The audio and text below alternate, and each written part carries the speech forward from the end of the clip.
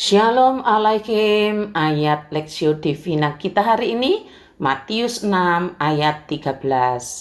Dan janganlah membawa kami ke dalam pencobaan, tetapi lepaskanlah kami daripada yang jahat.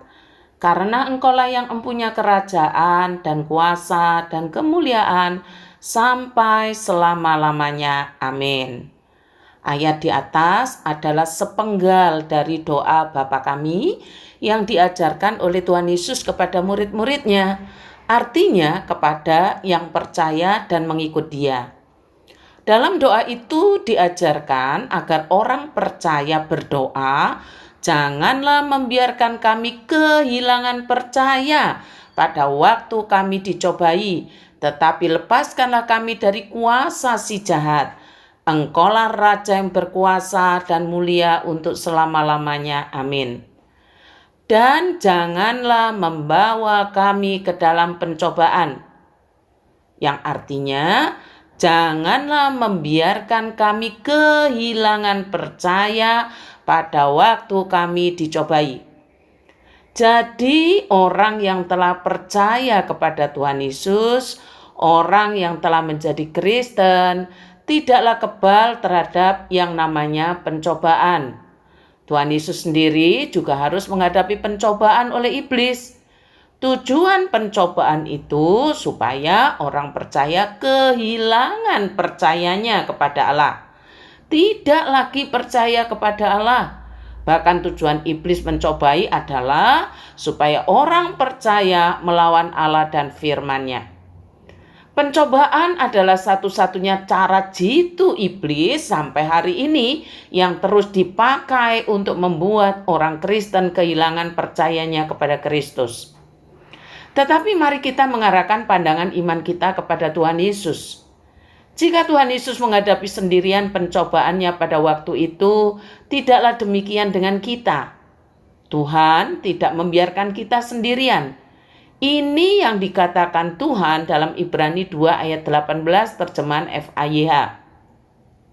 Ia sendiri telah mengalami penderitaan dan cobaan. Karena itu ia dapat merasakan penderitaan dan cobaan yang menimpa kita dan ia benar-benar sanggup menolong kita.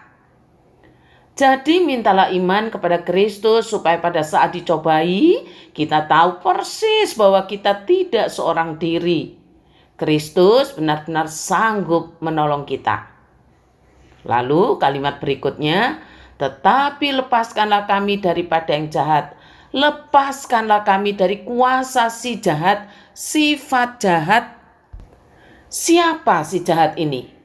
Katekismus Heidelberg menjelaskan ada 3. Yang pertama, si jahat itu adalah iblis. Iblis adalah musuh turun-temurun. Tetapi ingatlah bahwa iblis sudah dikalahkan.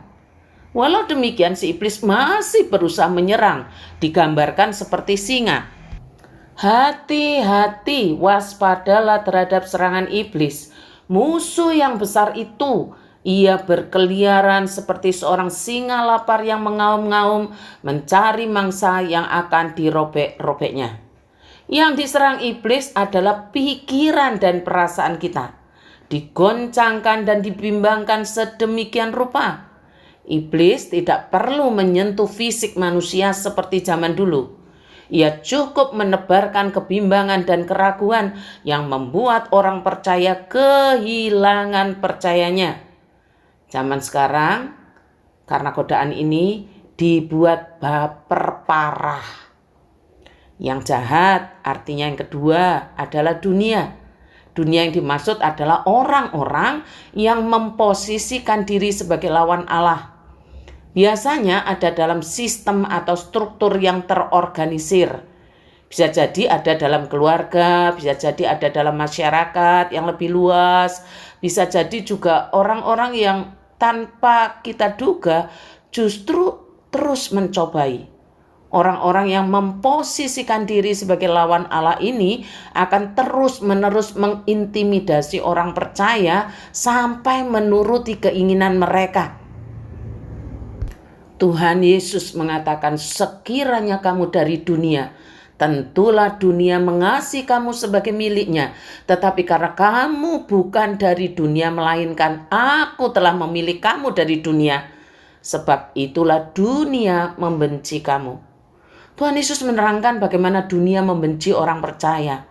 Intimidasi, teror yang tidak jarang melelahkan.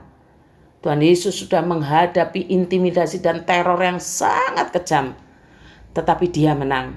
Dan sekarang Tuhan Yesus siap menolong kita yang adalah miliknya. Kalimat yang ketiga daripada yang jahat adalah daging kami sendiri, artinya tabiat dosa. Keinginan daging atau keinginan yang berpusat pada diri sendiri.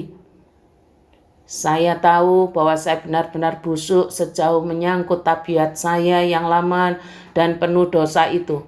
Kemanapun saya pergi, saya tidak dapat berbuat baik. Saya ingin, tetapi saya tidak dapat. Ini yang dikatakan Rasul Paulus. Tabiat daging inilah yang akan terus-menerus diperangi sampai kita benar-benar meninggalkannya dan menjadi manusia rohani yang dituntun Roh Allah. Galatia 5 ayat 24 mengatakan, barang siapa menjadi milik Kristus Yesus, ia telah menyalibkan daging dengan segala hawa nafsu dan keinginannya. Itulah sebabnya Tuhan Yesus mengajarkan kepada kita untuk berdoa, janganlah membawa kami ke dalam pencobaan, tetapi lepaskanlah kami daripada yang jahat. Karena Engkaulah yang mempunyai kerajaan dan kuasa dan kemuliaan sampai selama-lamanya. Amin. Kita tidak dibiarkan sendirian. Tuhan sanggup dan siap menolong kita yang dicobai. Percayalah. Selamat ulang tahun Sekyu, Liana Vertin. Doa untukmu akan saya japri. Terima kasih, Tuhan Yesus memberkati.